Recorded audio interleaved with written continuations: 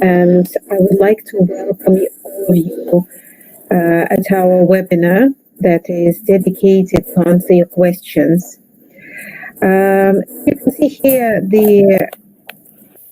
we have a chat zone at your right-hand side. I suggest you will be typing your questions today if you have any additional ones. Before we start, I would like to introduce the program for today. So, first of all, I give the floor to the project team leader, Monica Bukurenchi. She will tell a couple of words about the project and the fellowship program as well. Then you will have a chance to listen to about the experience of the current fellow and ask her questions. And then we will proceed with frequently asked questions and your questions that were submitted yesterday, the day before yesterday, and the previous ones. Monica, would you like to start? Yes. Hi, good afternoon, good evening, everyone. As Anna was saying, I will just quickly explain what our project is all about, because it's not all about the fellowships. It does a lot more than that, and we wanted you to understand a bit the context. I know that some of you already attended the previous webinar, so you heard all of this before. Also, if you listen to the recorded version, you obviously also heard this before, so please just bear with us for a while. It will be short. So, as you probably have seen from our website, we are a project covering all of the 6 Eastern Partnership countries. And we have a lot of activities ongoing, and we are doing a lot of things in the region. One of them, I'll basically take them in the order of our so-called project components, so you get an idea. So we are supporting the EU delegations in their interaction and their relationship with the civil society in their countries, and this in this respect, we are producing sometimes studies on civil society or mappings of civil society actors in the countries. We are also supporting them with consultations of civil society actors when they are developing their own strategies. So there is this part of support to DUDs. We have a big part on developing tailor-made e-learning for civil society organizations and civil society actors, and several courses, e-learning courses that we've developed should be launched this year. So it's something that might be interesting for you as well. We will hopefully soon be launching a course on storytelling for civil society organizations that you might be interested to apply to. We have also kind of linked to that part, more sort of digital and digital innovation side of things. We are supporting civil society organizations develop digital tools to better interact with citizens, and to actually also make sure that they take the citizens' needs and citizens' problems to policymakers. And we are organizing every year a hackathon in the region. That might also be of interest to you if you work on things that have to do with digital solutions for e-governance and the democracy and everything related to that. We have a part on communicating about the work of civil society in the region. We know that there are a lot of very good initiatives happening, and our project is also meant to promote this good work of civil society. And we will have different campaigns in the 6 countries on that. And the fellowships, well, those are obviously big and important part of what we do, but I'm sure by now you already know a lot about what this is all about. I just wanted to say that from the perspective of the EU, the fellowships are very important, because this is the way in which the EU wants to support what they hope will be the future leaders in the countries, either political leaders or civil society leaders. So those who will be making a difference in their communities and in their countries. I think we also have other types of activities. We partner with civil society organizations and civil society activists on a variety of other issues that are not necessarily linked to all of the things that I've mentioned before. But anyway, so as you can see, the fellowship is coming in that context, in the context of EU support to civil society organizations and more widely civil society actors in the 6 countries.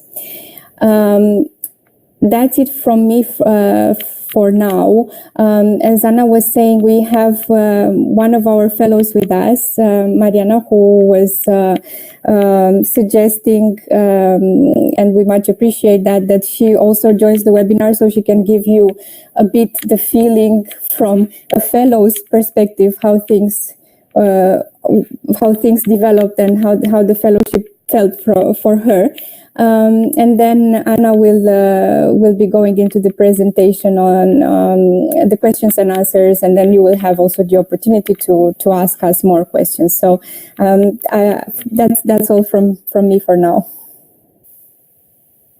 Can we ask the moderator to give the floor to Mariana?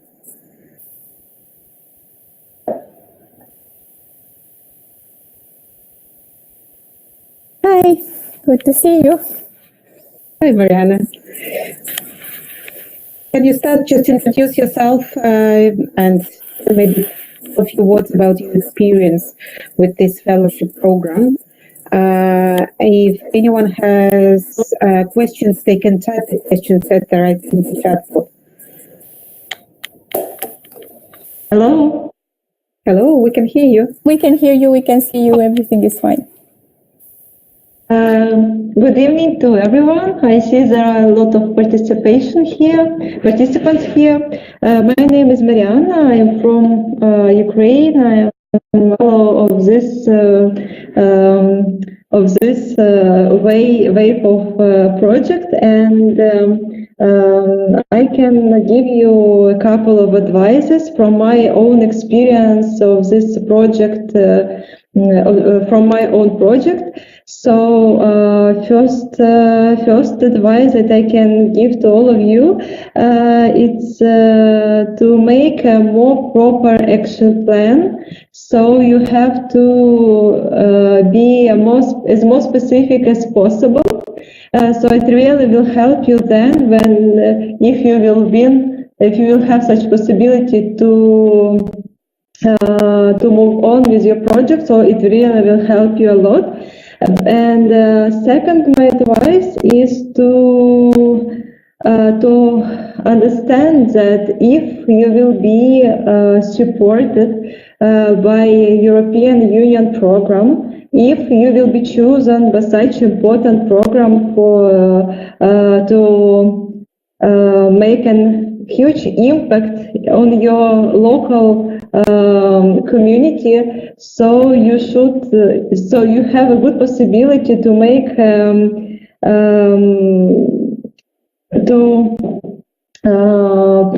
to push your idea on more in such a high level as only possible. So I can give you my own example. I have an interesting project which you can read about it on project website. It's a bike-friendly company. It's a certification program, and I use this possibility to cooperate not only with business, not only with a local community and bicycle community, but also with government. I go to administration with our idea, and they supported us. So before, when I started, I had such a dream that they will support my project. But when I realized that it's become true, it's really quite inspiring. So my main message to all of you to be more optimistic and to understand that if this project is important for you, if this project will be chosen by this program, and if you have such a possibility, so you have to use all instruments, all the tools that you can use. So just do it. And also do not forget to include all of this to your action plan. It really will help you then when you will do it. And if you have any questions, I can answer now or later on the chat. So please do not hesitate. I can answer all questions. Thank you. Thank you, Mariana. Thanks a lot. So I hope we can get any questions at this stage, or maybe not. Well, anyway, we will respond to them a little bit later. If not within the webinar, so definitely by email. I can't see any questions, so no progress. Okay, then I will proceed to the questions and answers session. I would say, so this webinar, I would like to repeat again. So this webinar specifically designed for the potential applicants for the third call within Civil Society Fellowship Program. Questions that will be covered by me right now. So we will have a look at the eligibility of candidate application form supporting documents, also action timeline, action proposal, budget, cost organization, and action implementation. If you have any questions during my presentation, please type them in the chat. Hope you have identified where the chat is. If someone not, please, well, how we can communicate, try to find it at the right hand side. So I will start with the first chapter.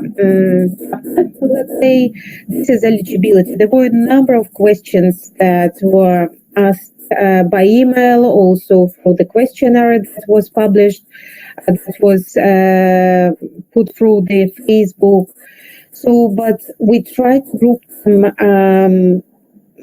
them and we try to answer and give a little bit more extensive answers, not only on the screen, only in the presentation, but also, well, just additional comments on that. So some people asking about the age. So first of all, if you would like to clarify any of the questions about eligibility, look at the chapter 5 to 5.1 in the guidelines. So how old you should be in order to be eligible to apply. If on the final date of submission of application, you are between 18 and 36 years old, you are eligible, please go ahead and submit your application.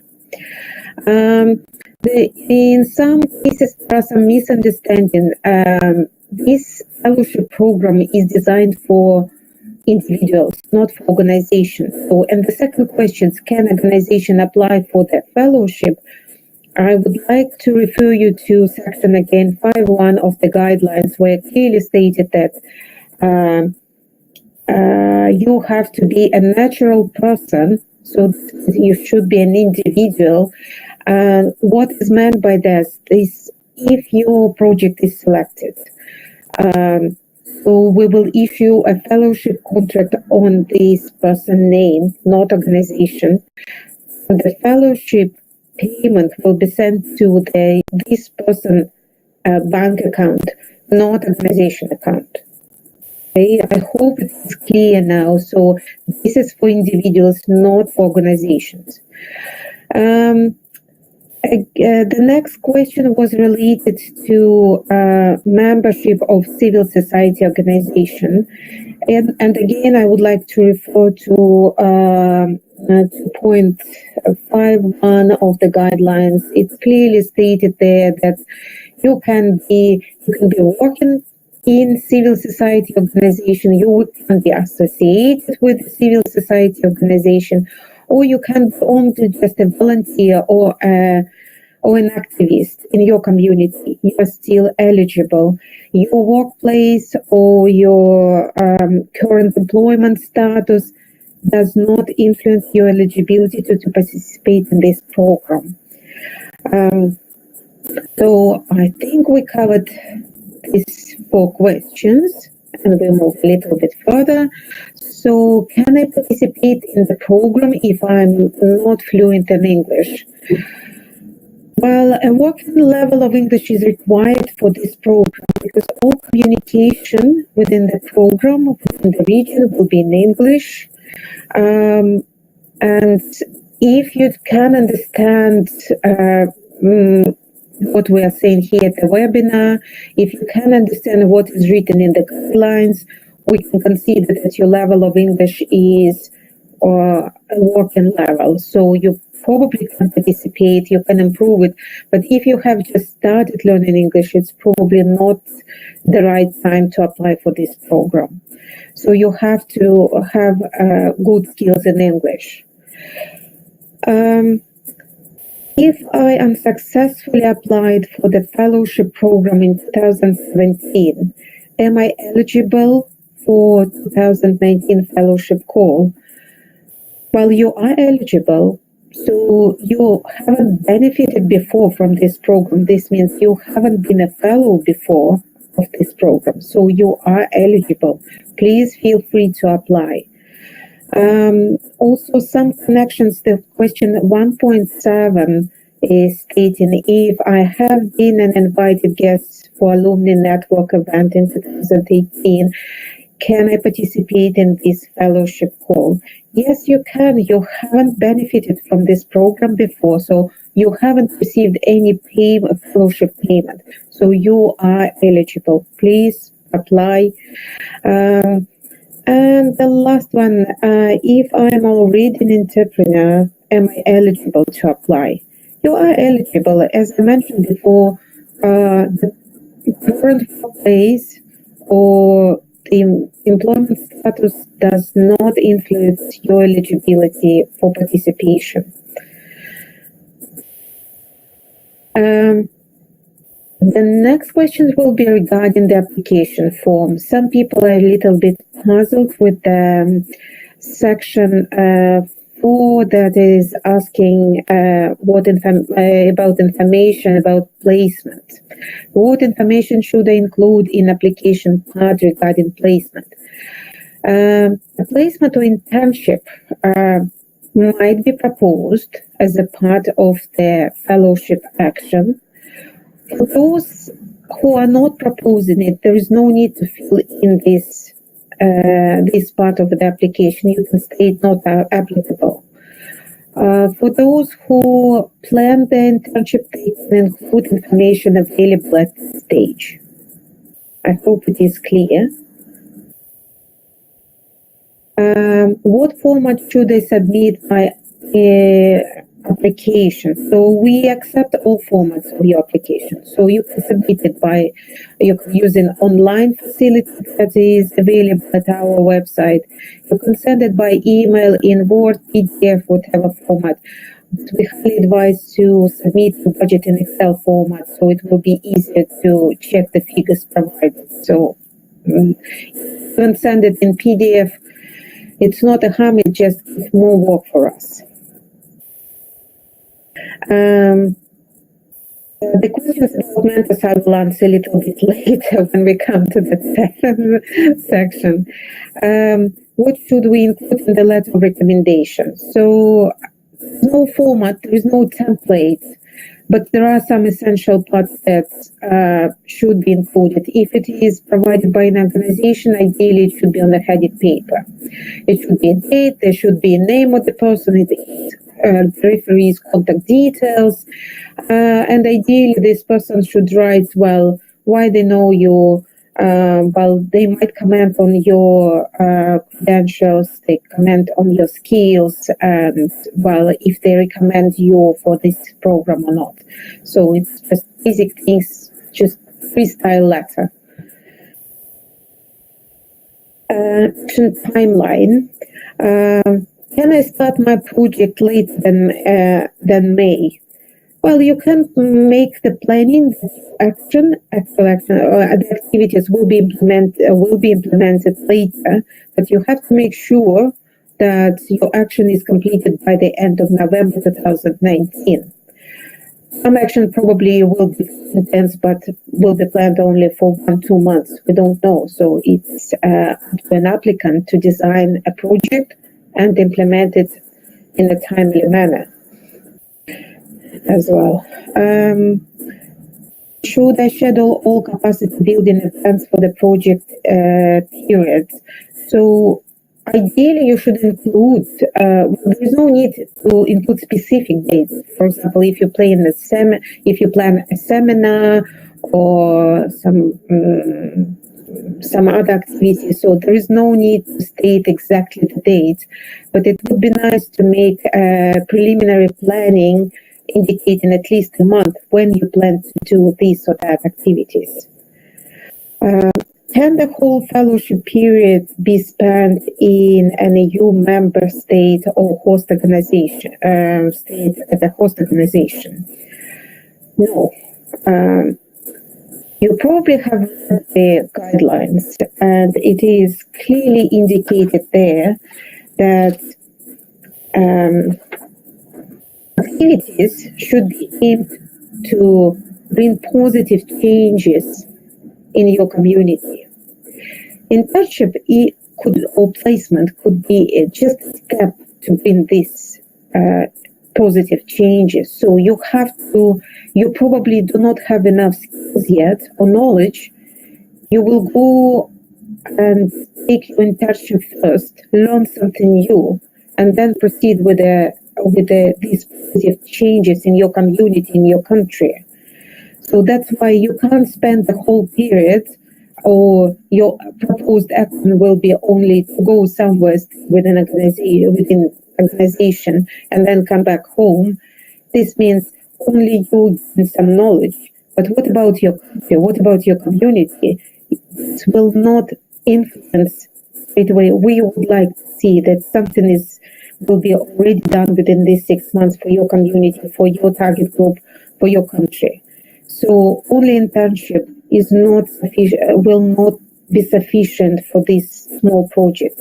You have to think a little bit wider, a little bit further. If you gain skills or knowledge or some experience, you have to share that skills. You have to use these skills for improving the life of your communities.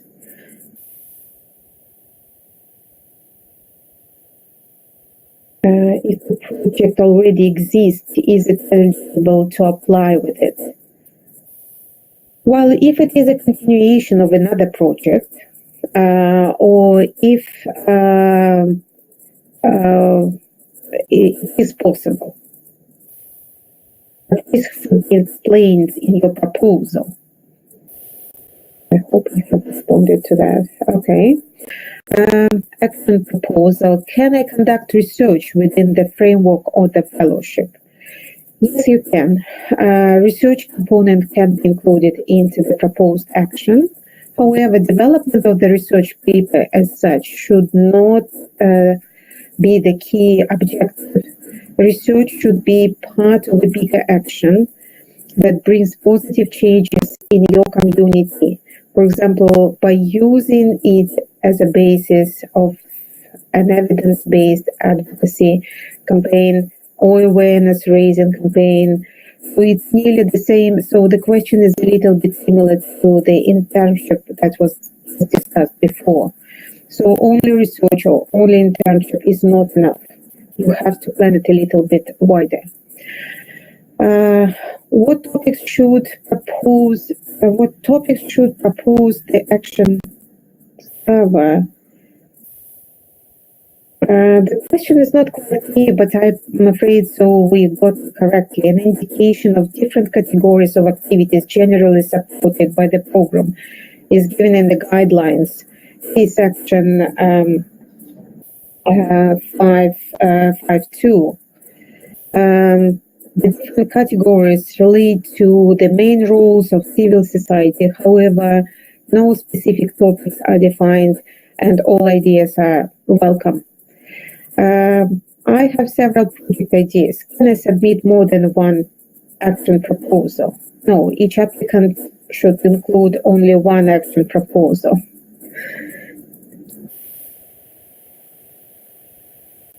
Can I hire staff for projects such as researcher, web analyst, etc., trainer? We will come back to that question. It will be explained in the section of the host organization and internship and mentorship. Okay. How the lack of proposed cooperation with CSO will affect my application. So again, I would like to refer you to the guidelines. So nothing has been stated that you must have, you must propose cooperation with the CSO. So it's up to an applicant to decide what kind of activities, or if he needs a CSO to support him during the implementation of his action. So it will not affect, the proposed cooperation with the CSO or not proposed, so this will not affect the scoring during the evaluation. Is it possible to propose collaboration with governmental bodies? Well, yes, you can do this. You just heard from Mariana that she initially never planned, but then she decided that this will be useful. So go ahead. But you have to be realistic. Don't rely on them too much. Sometimes timing is crucial here. Will the promotion of rural tourism for urban citizens qualify as a civil society action? Well, in principle, yes. Why not?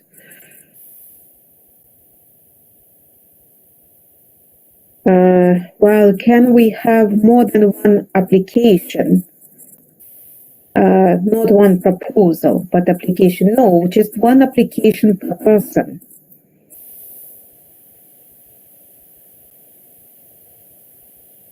Okay, action budget. What are the eligible expenditures for this fellowship? Well, we suggest that you will go to section 5.3 of the guidelines. They're listed there.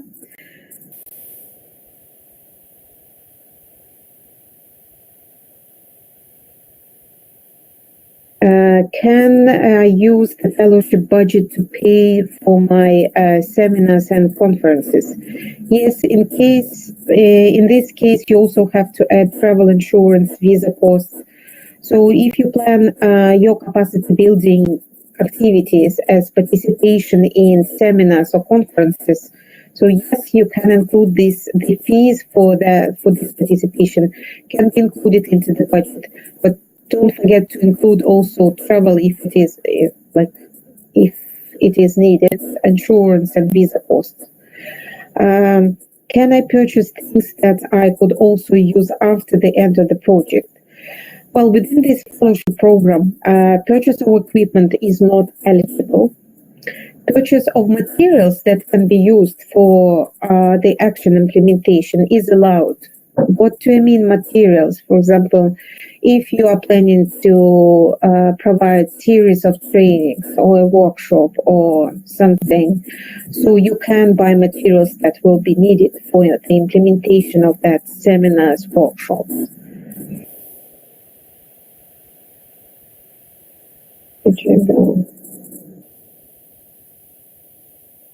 Two applications separately.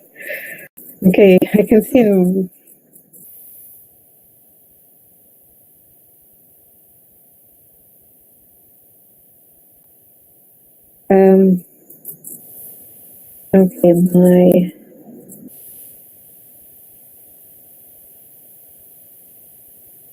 Okay, may my project be co-financed? Well, co-finance usually is not required for such small projects, but if you think this will help to increase the impact of your action, so, well, it can be proposed. The action proposal should well, in your action proposal, you should justify why do you need this, why you think it will be necessary.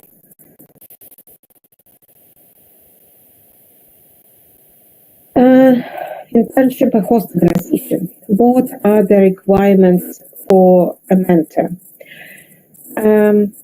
Mentor is required for proposed action implementation in case when the applicant does not have enough skills or knowledge or experience to perform some of the activities. The need for this specific expertise will define the requirements for the mentor. If, for example, you plan to have an action and also promote some kind of develop some promotional activities, and you do not have specific skills in, let's say, in design, in graphic design, you probably need a specialist to help you.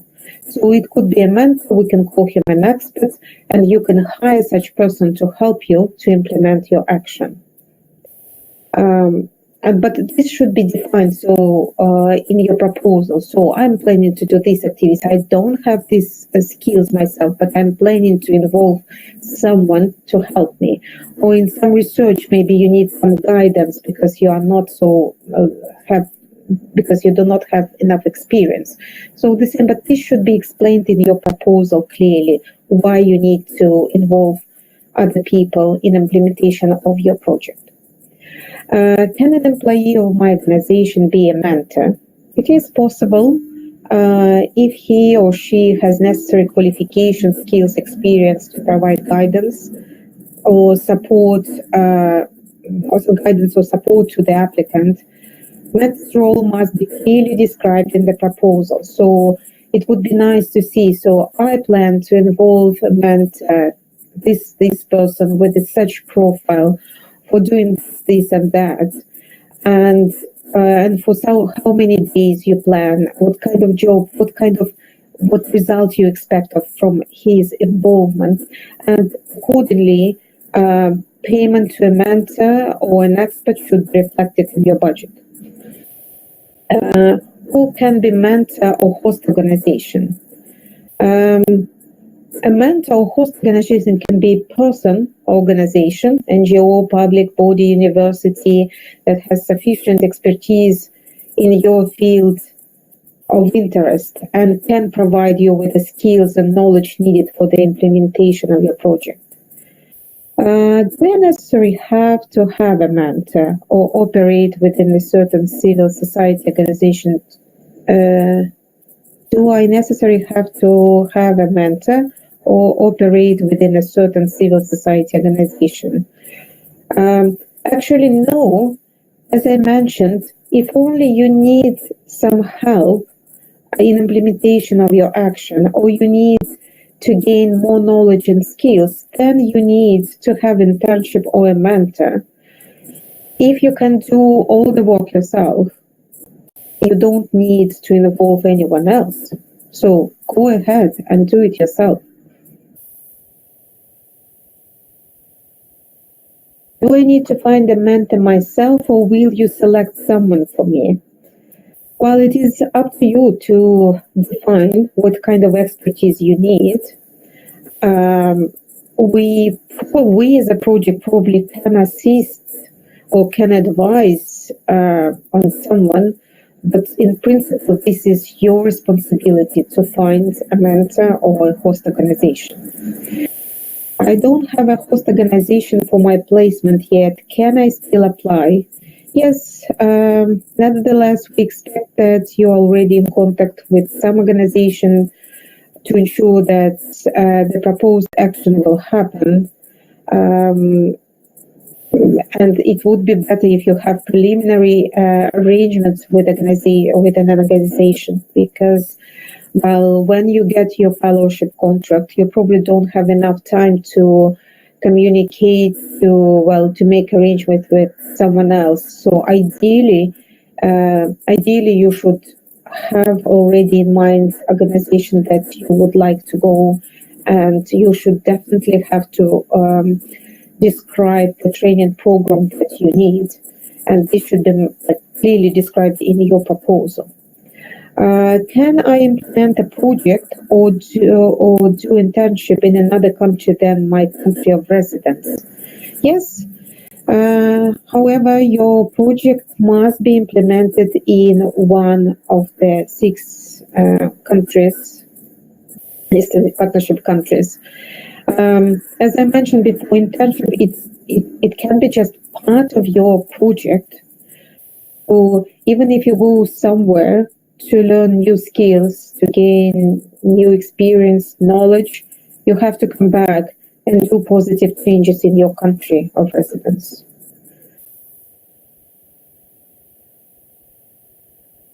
Okay, internship, the last question. Should internship be held in AAP countries such as Armenia or EU countries as well, if possible? Internship can be reached in one or more Eastern Partnership countries or even in the EU, well, or in EAP and the EU countries. It's up to an applicant to design the project and design these internships. The aim of internship is to obtain new skills, knowledge in order to successfully implement action in your country of residence, as it was mentioned before.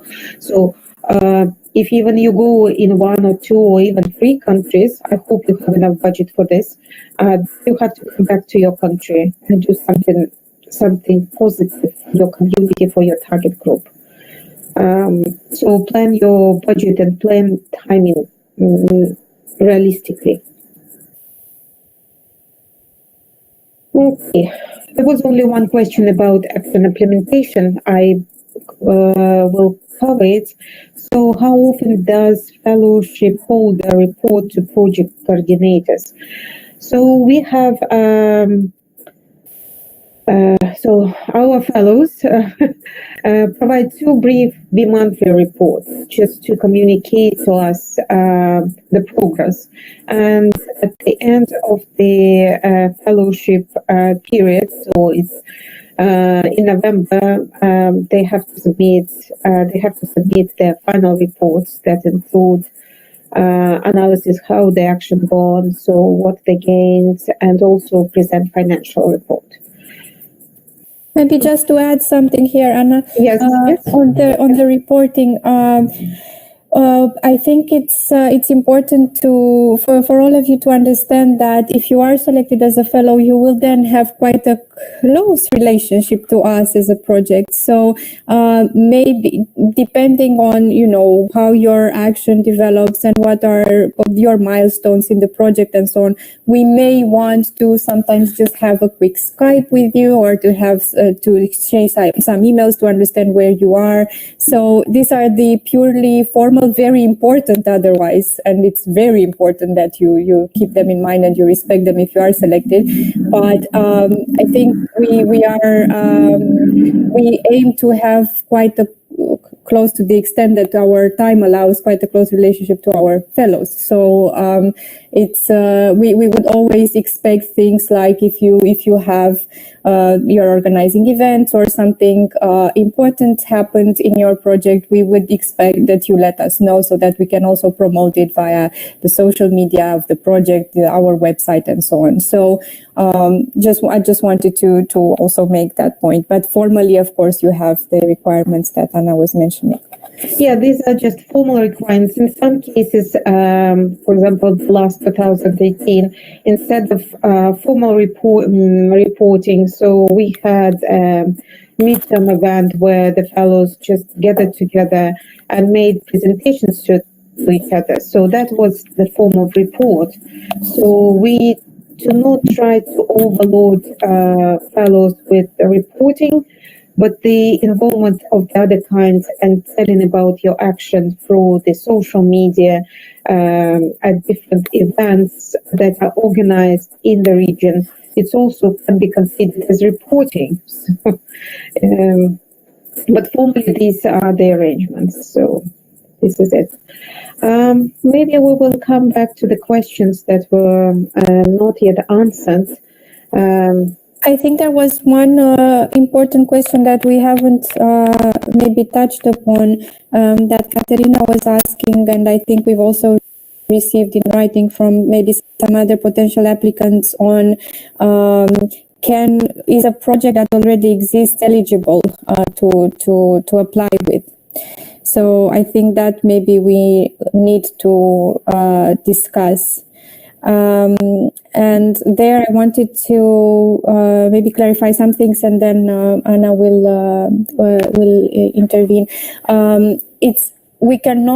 What we cannot do is basically just fill whatever small, whatever financial gap you may have in an existing project. We cannot do that with the fellowship funding. That's not the point. However, if you have, for example, an initiative, a project that was successful, and you want to have a follow-up action to that project, or you somehow want to have a second stage to that initiative or to that project, this is something that we can consider if you explain why you think the fellowship is appropriate and it would be suitable for that. So, but it cannot simply. So maybe, I don't know, Katerina, if you can write in the comments and maybe explain your situation a little bit better and tell us what exactly you have in mind when you say that the project already exists. Anna, would you want to add? I wanted to mention that we will be carefully monitoring in all the proposals that there is no double funding happen in case we decide to award. So if that is the project that have been already done, we had cases before when the same project is submitted again and again, and we know from other sources that it was implemented. So, or the other issue with the existing project, if, for example, an organization is already doing some work in this area and this project is already ongoing, and someone is submitting the similar things, we don't want to do the double funding and double work in the same area. So try to propose something new, something unusual that will be really only your project, or something that you would like, if, as Monica said, something you would like to expand. If something was successful, but it needs some additional resources to maybe redirect it slightly, or maybe you would like to have a look at to have a wider impact. So you can propose it, but you have to explain it in your proposal. What other questions do we have here? No, not many.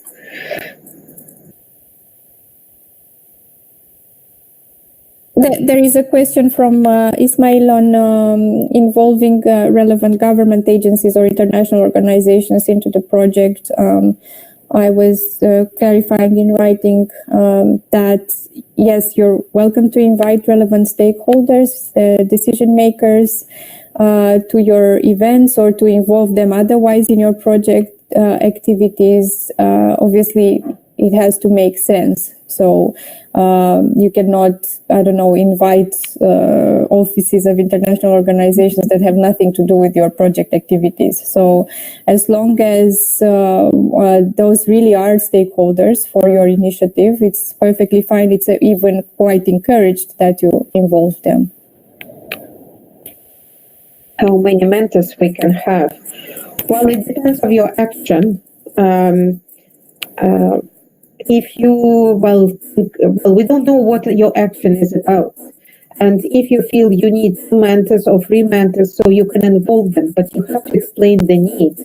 And also from your action, we highly advise that your role should be obvious.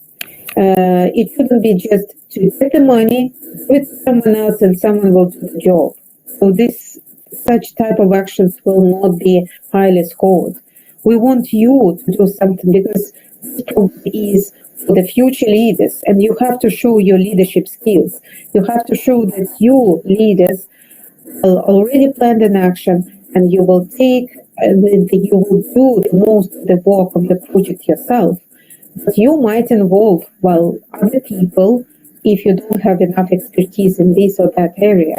But it can't be like completely like you will get the money and then you will give all the money to someone else to do the job. So this will not be a successful application. There is a follow-up question on the issue of already existing project or rather a clarification from Katerina saying that what she meant was that the project will be done on the premises of an already existing venture. I don't think we got this specific question before. I personally don't see why that would be a problem. In a way, it would be sort of an in-kind contribution. But Anna, do we have any specific?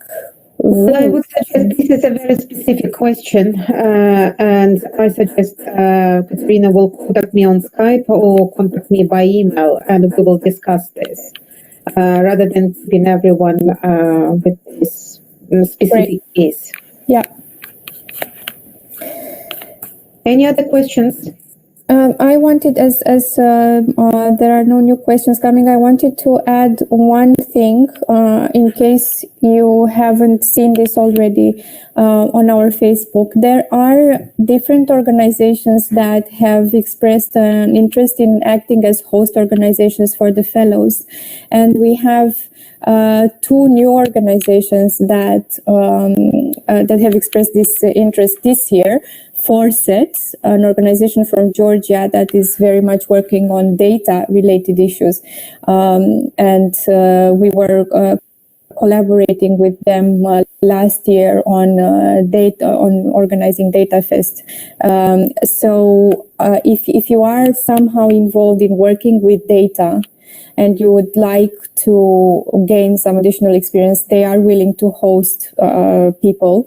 So have a look. And then there is also, but Anna can correct me if I'm wrong, the Armenian Lawyers Association, and they are working more on issues of anti-corruption. Again, if you are somehow interested on issues related to anti-corruption, do consider them as a potential host organization. So, and I think we have some others from previous years, Anna, right, that expressed an interest in hosting some of our fellows. Yes, so for a number of organizations, if someone interested, we can share that list. I would like, based on the other questions that were received by email, I would like to mention that, well, ideally, internship should not last longer than 1-2 weeks. Because you have to realistically plan that if you spend in another country 2 weeks, half of the money that you will receive probably will be gone. Leave some amount of money really to work in your country, I mean, some budget.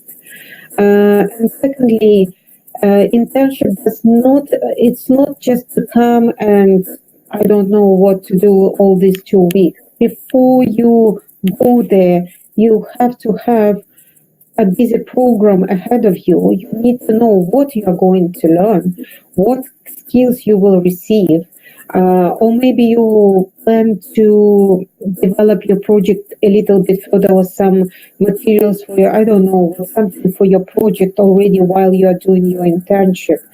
And when you are contacting organization, it's not like, oh, can you take me as an intern, or can I have a placement? This is not the question. No one will respond to you. So you have to be realistic. You have to write, look, I am planning this type of project. I need to obtain this and this skills. Can I come to your organization and learn this, and this? So, and then an organization will look at you and say, yeah, this is a serious person. And this is the person who really interested to learn something new, to do something interesting. So you have to have in mind yourself the plan for training rather than emailing to or contacting organizations and just asking, can I come?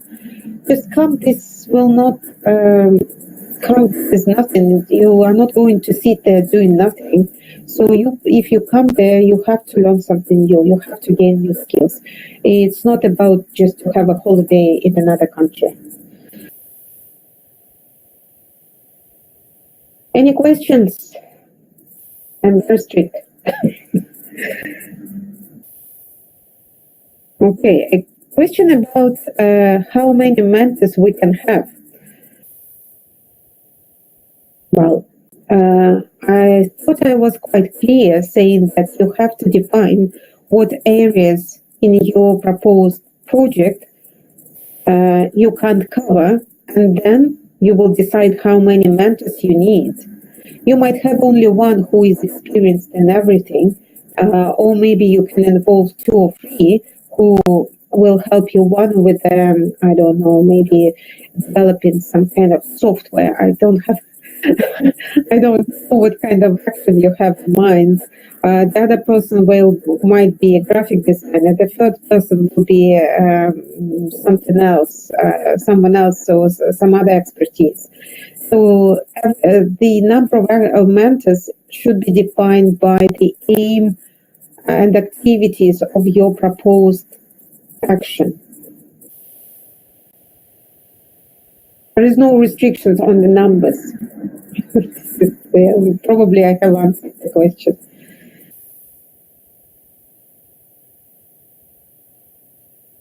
Any other questions?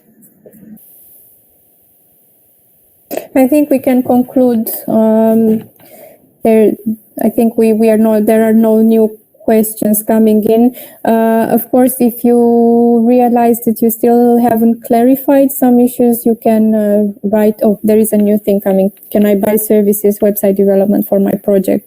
I think you were discussing this already. Yes. So, you can buy the services for the development. It should be clarified why, and it should not be for the next 5 years. It should be for the period. It should be for the period of the fellowship, but definitely not more than a year, as far as I know. So most of the services are for the year. So, yes, you can, but explain why you need it.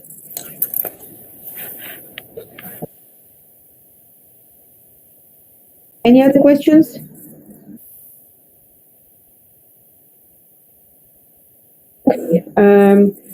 Thank you very much for joining us today.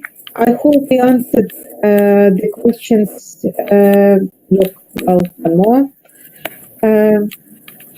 Do I need specify amount quantity of the interview, focus groups, and workshops? Do you mean the number of participants? Well, you can give some kind of a range that I'm planning to have 4 to 6 workshops, or I plan to interview this approximate number of people, whatever, or so many focus groups.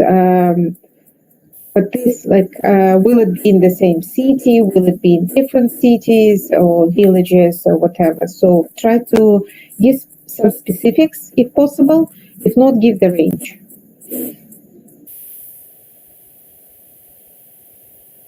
Okay. Should we give another minute to? Okay, so yeah, I think that probably sometimes it takes a bit of time for the question to come in. So maybe we give people 1-2 minutes, and then we conclude if there's nothing else.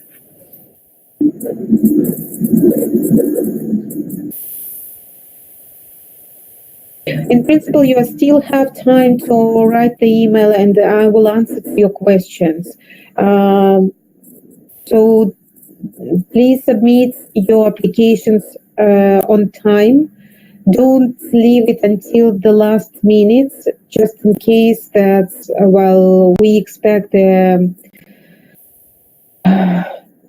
huge number of submissions. So if you do it in the last hour before the deadline, so there might be, it is possible, there are possible some kind of difficulties with submission. So try to do it on time. And good luck to all of you. We are looking forward to receive your applications, and we expect to distribute the results, evaluation results, so in April. The shortlisted candidates probably will be contacted early in April for the interviews. There is a question on the reference letters in English. Well, yes, ideally it should be in English, if possible. I mean, if I guess, Anna, that if we receive the reference letters in some of the local languages, we simply won't be able to understand. I mean, Russian, I guess, would be acceptable for the reference letters, but yeah, well, otherwise- probably Russian is okay, but I'm afraid, for example, with Georgian, there will be delays for us to read the letters. So we highly recommend to submit it in English.